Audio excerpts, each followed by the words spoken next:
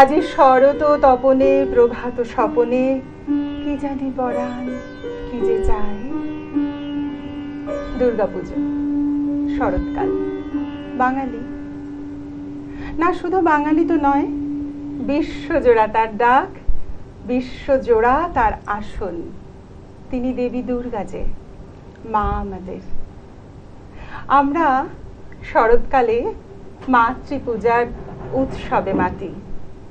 এ শুধু উৎসব তো নয়, এ আমাদের সমর্পণ। মায়ের কাছে নত হই আমরা চিরদিন। আজ আমরা সেই সমর্পণের উৎসবে চ্যানেল ভিশনের আয়োজনে আমাদের আগমনী আড্ডায় আমাদের সঙ্গে যে গুণীজন, যে শিল্পী, যে সবচেয়ে বড় কথা মানুষরা রয়েছেন, পরিচয় করিয়ে দিই। সুব্রত গাঙ্গুলি। নমস্কার। সুব্রত দা এসেছেন সুদূর নয়, তবে কলকাতা থেকে অনেকখানি পথ, রানাঘাট থেকে। দীর্ঘ 40, 45, 48 এমনই হবে বছর পেরিয়ে সংস্কৃতি জগতে তার কাজ। তার চলাফেরা শুধু নিজেকে প্রকাশ করতে নয়, সংগঠক আমি বলি না তাকে, কারণ তার যে ভাবনা, তার যে চিন্তা, তার যে নিবেদন, তার মধ্যে এতখানি আন্তরিকতা, সুব্রতদার কথা বললে শেষ হবে না। ওর একটা সংগঠনও আছে, বৈশাখী কালচারাল ইউনিট, তার 50 বছর পূর্তি গেল। কলকাতা থেকে এমন কোনো বাঙালি শিল্পী যাননি রানাঘাটের মাটিতে সুব্রতদার আয়োজনে, তা বোধহয় নেই। সুব্রতদার কথা শুনবো। চ্যানেল ভিশনের স্টুডিওতে এসে আমাদের যে ফেলে আসা দিন, সেখানে আজকের এই আগমনী অনুষ্ঠানে একটা কথাই বারবার মনে হচ্ছে যে শরৎ ঋতু শুরু হওয়ার সঙ্গে সঙ্গেই আমরা আবেগান্বিত হয়ে উঠি। অর্থাৎ কাশফুলের গন্ধ, নীল আকাশ দেখতে দেখতে তখন আমাদের এত একটা সুন্দর মন তৈরি হয়ে যায় যে মন থেকে অনেক কিছু প্রকাশ পায়। সেরকম একটি মুহূর্ত আজকে আমাদের সামনে তুমি তৈরি করে দিলে। সুতরাং আমরা এই মুহূর্তে আগমনীকে কেন্দ্র করে কবিতা এবং গানে নিশ্চয়ই থাকবো, মিউজিকে থাকবো, বাকিটুকু সব তোমরা বলো। তারপরে যার কথা বলবো, ও চ্যানেল ভিশনে আগেও এসেছে, নিবেদন বন্ধুরা সবাই দেখেছেন। আবার আমন্ত্রণ জানানো হয়েছে আগমনী আড্ডায়। ও বায়োলজির টিচার, ওর দুটো ছোট্ট ছোট্ট টুইন বেবি। ও অনেকটা পথ অতিক্রম করে স্কুলে পড়াতে যায় আর কবিতা বলে। বিপাশা সেনগুপ্ত। নমস্কার। আজকে এই আগমনীর আড্ডায় এসে একটা অদ্ভুত যেন মনে হচ্ছে বুকের ভেতরে ঝ্যামকুড়াকুর পুজোর বাজতে শুরু করলো, যেটা এখনো তো স্কুল চলছে, বাচ্চাদের পরীক্ষা সদ্য শেষ হলো, যে জিনিসটা, যে অনুভূতিটা এখনো ব্যস্ততার কারণে ভিতরে অনুরণিত হয়নি এতদিন, আজকের এই অনুষ্ঠানে এসে যেন মনে হলো যে সেই বাদ্যিটা, সেই ঢ্যামকুড়াকুর আওয়াজটা বুকের মধ্যে বাজতে শুরু করলো। এবার স্কুলের দিদিমণি তো কি সুন্দর করে কথা বললো। এরপরে যাকে আমরা এই মঞ্চে আজ পেয়েছি, এই আড্ডায় পেয়েছি, তিনি একজন ভীষণ রকমের উচ্চপদস্থ অফিসার, সরকারি অফিসার। কিন্তু যেমন কি বলবো, একাগ্রতা নিয়ে ওর কাজ করেন, ওর দপ্তর সামলান, তার সমান সমান কি তার কম, কি তার বেশি, সেটা আমরা ওর বাজনা শুনে বুঝবো। হ্যাঁ, একই মগ্নতায় উনি সাধনা করেন। ওর নাম স্নিগ্ধজ্যোতি ব্যানার্জি। এসেছেন ওই কল্যাণী থেকে। কল্যাণী নাম তো আমরা সবাই জানি, বিখ্যাত। কল্যাণী থেকে এসেছেন স্নিগ্ধজ্যোতি ব্যানার্জি। স্নিগ্ধদা, পুজো কেমন? শরৎ ঋতু বৈচিত্র্যের এক অনন্য আকর্ষণ। এই বর্ষার যে এক অদ্ভুত স্মৃতি মেদুরতা, এই স্মৃতি মেদুরতা কাটিয়ে আমরা শরতের উজ্জ্বল আলোতে আবার যেন নতুন করে নতুন কিছু স্মৃতির সঞ্চয় করে থাকি। খুব ভালো লাগছে চ্যানেল ভিশনে। সবাইকে ধন্যবাদ, সবার প্রতি শুভেচ্ছা রইল। সবাই পুজোতে খুব ভালো করে কাটান, আর পুজো সবারই ভালো কাটুক। এরপরে আমাদের মধ্যে আরও একজন যিনি রয়েছেন, তিনি সিন্ধুচন্দ্র। উনি বলেন আমি বাঙালি না, কিন্তু ওর কবিতায় যাপন, ওর সুরে সুরে পথ চলা, কে বলবে ও বাঙালি নয়? ব্যাংক চাকুরে ছিলেন, দেখে বোঝা যাবে না ছিলেন, দেখে মনে হবে এখনো সদর্পে রয়েছেন। বলো শরৎ কেমন? শরৎ, প্রথমেই বলি, শরৎ আলোর কমল বনে বাহির হয়ে বিহার করে। এই যে আমি এই আগমনী অনুষ্ঠানে চ্যানেল ভিশনে আসতে পেরেছি, সবাইকে অনেক ধন্যবাদ। আর আমাদের বাঙালিরা পুরো দেশে বিশ্বে নিজের যে ঐতিহ্য ধরে রেখেছে, এইটাই আমাদের বিশাল গর্ব। এইটুকু। রক্তকরবী বাচিক আড্ডা থেকে আমাদের এই আগমনী আড্ডার আয়োজন করা এবং শুধু শামসের মল্লিকের পরিচালনায় এই আয়োজনকে সার্থক করে তোলার জন্য আমরা তো এই আগমনী উৎসবকে উদযাপন করব বলেই এত কিছু ভাবনা। আর কথা বাড়াবো না, কবিতা শুনবো। দাদা বলো। এই মুহূর্তে রবীন্দ্রনাথের গীতবিধান থেকে একটি ছোট্ট অংশ পাঠ করে শোনাচ্ছি, মানে আবৃত্তি করছি। শরতে আজ কোন অতিথি এলো প্রাণের দ্বারে, আনন্দ গান গারে হৃদয় আনন্দ গান গারে। নীল আকাশের নীরব কথা, শিশির ভেজা ব্যাকুলতা, বেজে উঠুক আজি তোমার বীণার তারে তারে। আনন্দ গান গারে হৃদয় আনন্দ গান গারে। শস্য খেতে সোনার বনে, যোগ দেরে আজ সমান তানে, ভাসিয়ে দেশুর ভরা নদীর অমল জলাধারে। যে এসেছে তাহার মুখে দেখরে চেয়ে গভীর সুখে, তাহার সাথে দুয়ার খুলে বাহির হয়ে যারে। আনন্দ গান গারে হৃদয় আনন্দ গান গারে। শরতে আজ কোন অতিথি এলো প্রাণের দ্বারে। স্নিগ্ধতা। আমার এই যে তারের যে এই আরাধ্য যে যন্ত্রটি আছে তার মাধ্যমে কান পেতে রই। এটি একটি বিশেষভাবে প্রস্তুত ভারতীয় মার্গ সঙ্গীতের একটি বিশেষ ধরনের বাজনা, যেটি আমার গুরুজি পণ্ডিত দেবাশিস ভট্টাচার্যের ক্রিয়েশন, ওনারই সৃষ্টি এটি।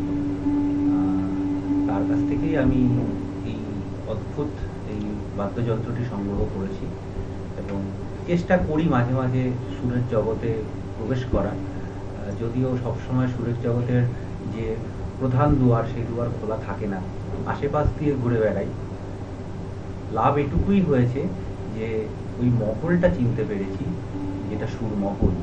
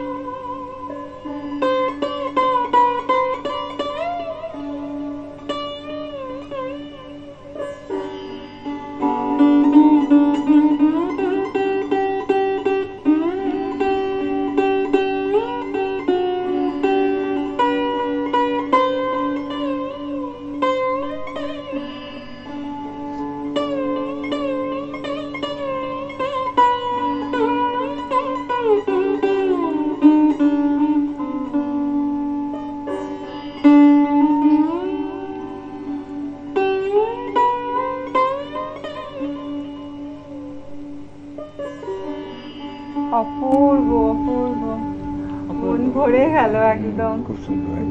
বিপাশা, তুই কি শোনাবি? আমি রবি ঠাকুরের একটা কবিতা শোনাই, পূজার সাজ। একদম। আশ্বিনের মাঝামাঝি উঠিল বাজনা বাজে, পূজার সময় এলো কাছে। মধুবিধু দুই ভাই ছুটাছুটি করে তাই, আনন্দে দুহাত তুলি নাচে। পিতা বসেছিল তারে, দুজনে শুধালো তারে, কি পোশাক আনিয়াছ কিনে? পিতা কহে, আছে আছে তোদের মায়ের কাছে, দেখিতে পাইবি ঠিক দিনে। সবুর সহে না আর, জননীরে বারবার কহে, মাগো বাবা আমাদের তরে কি কিনে এনেছে ঘরে, একবার দেখাই। ব্যস্ত দেখি হাসিয়া মা, দুখানি ছিটের জামা দেখাইল করিয়া আদর। মধু কহে, আর নেই।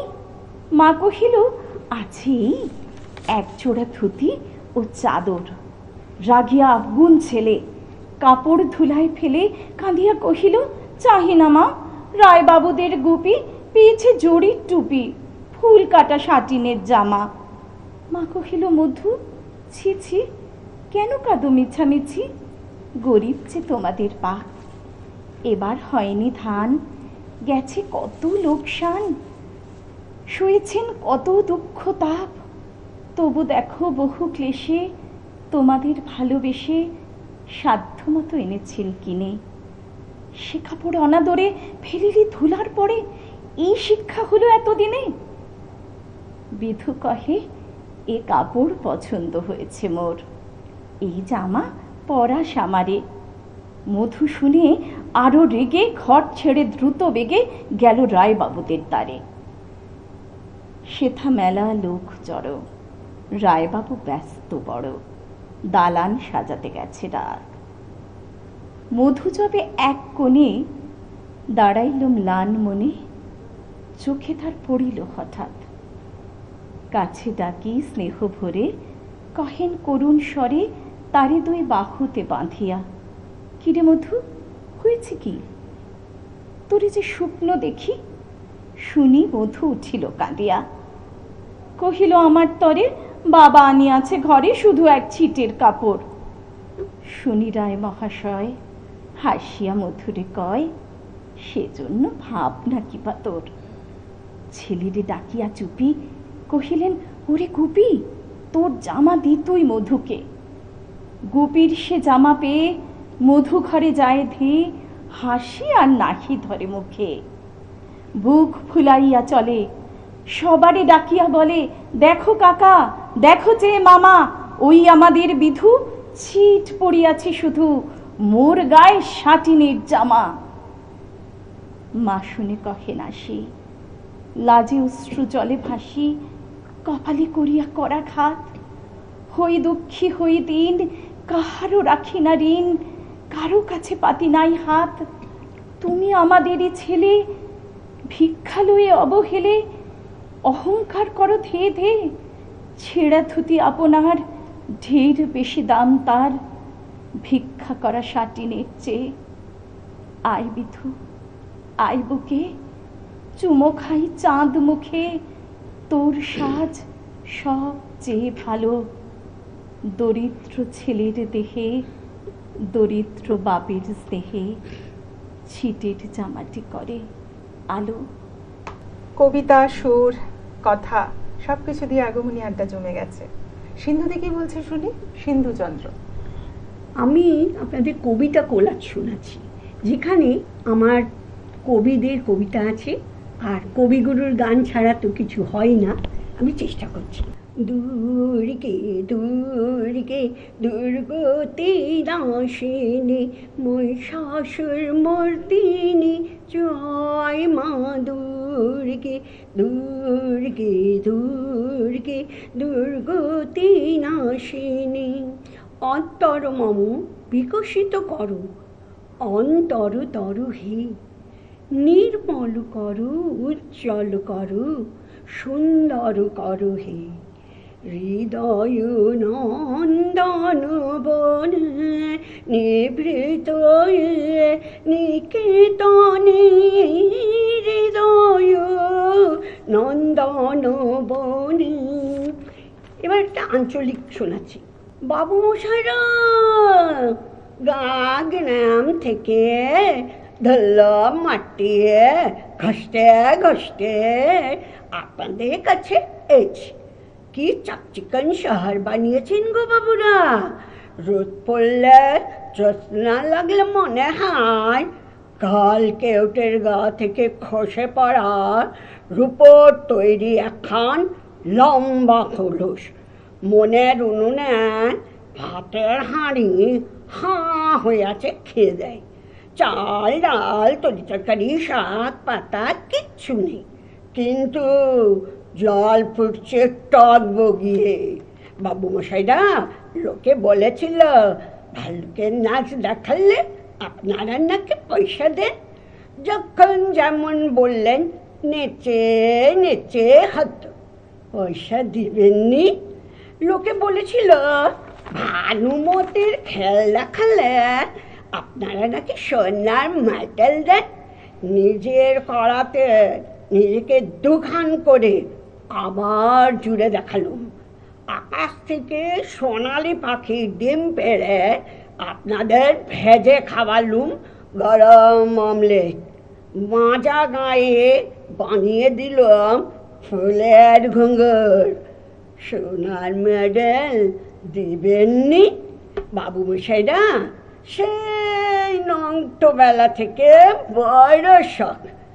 ঘরে ফিরব বুকে সোনার মেডেল টাঙ্গি, আর বউ বাচ্চাদের মুখে ফাটা কাপাসের তুলোর হাসি ফুটিয়ে বলবো, দেখে আমি মারা গেলে আমার গা থেকে গজাবে চন্দন গন্ধের বন।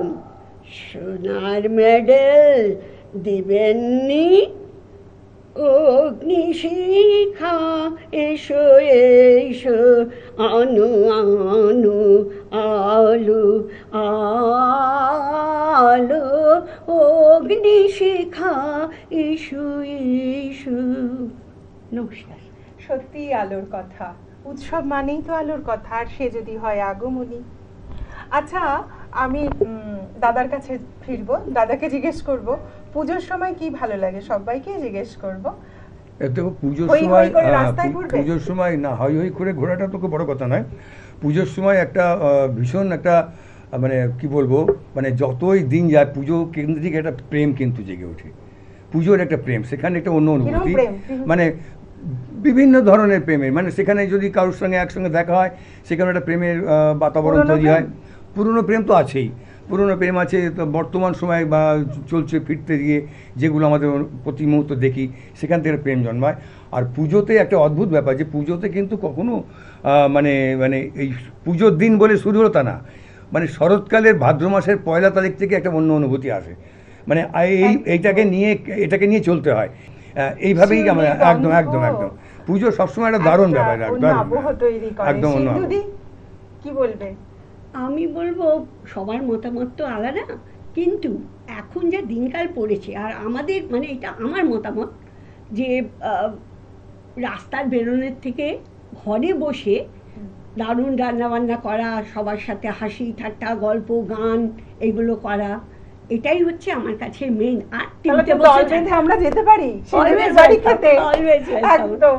স্নিগ্ধদা, সারা বছর তো প্রচন্ড চাপে থাকেন, পুজোয় কি এমন ভাল লাগে? দেখুন, আমরা তো অ্যাকচুয়ালি সংসারে আবদ্ধ জীব।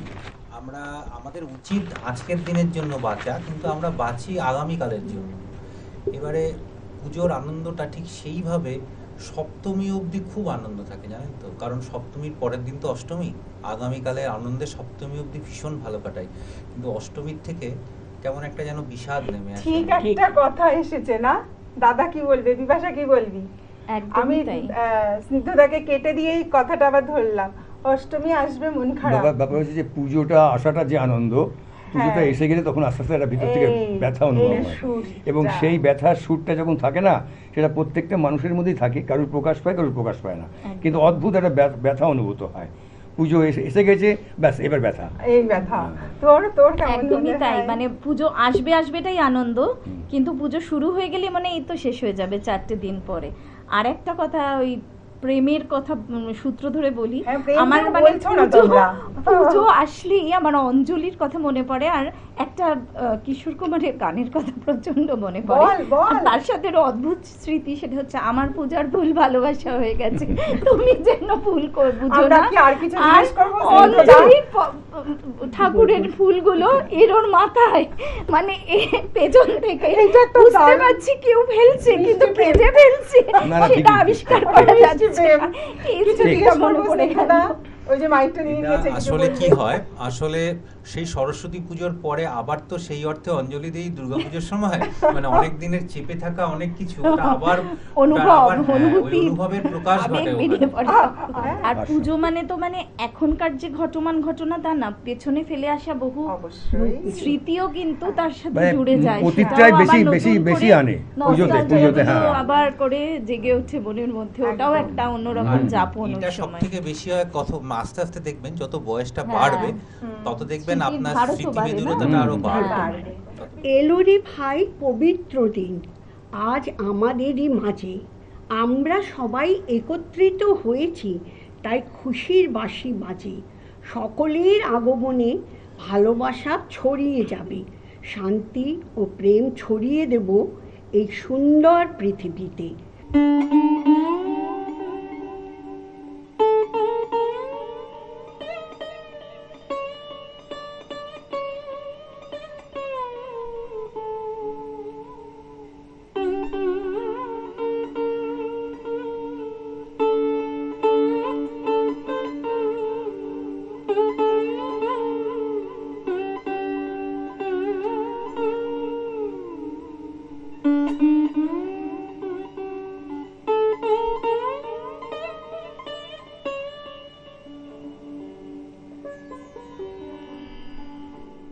আগমনীর কথা কি শেষ হয়? শেষ তো হয়নি, আবারও বলবো, আমরা অনেক কথা বলবো শিল্পীদের। আমরা চ্যানেল ভিশনের আনন্দলহরীর এই আয়োজনে আজ গিফট কুপন, সম্মাননাপত্র এবং স্মারক দিয়ে আমাদের আন্তরিকতা প্রকাশ করেছি। সবাই ভালো থাকবেন, হই হই করে পুজো কাটান, খুব আনন্দ করুন।